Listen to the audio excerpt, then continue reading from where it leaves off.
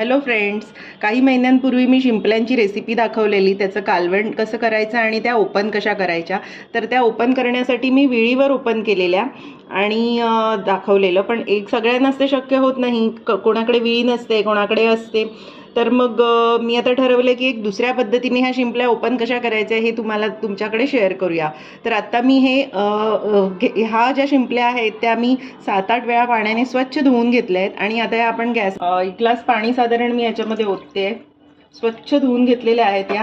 आणि आता याला गॅस लावते आणि जवळजवळ थोडा मीडियम याच्यावर गॅस ठेवायचा आहे, फ्लेम ठेवायची आहे लो टू मीडियम. आणि आता या झाकून ठेवते. साधारण 5 ते 7 मिनिटात या उकडतील आणि मग छान ओपन होतील. तर आता आपण 5 ते 7 मिनिटांनी पुन्हा पाहूयात. हे पहा, गॅस काढलाय आणि हा बघा चांगला हे झालाय. ते बघा ह्या अशा ओपन होतात आणि हे पाणी जे आहे ना ते आपल्याला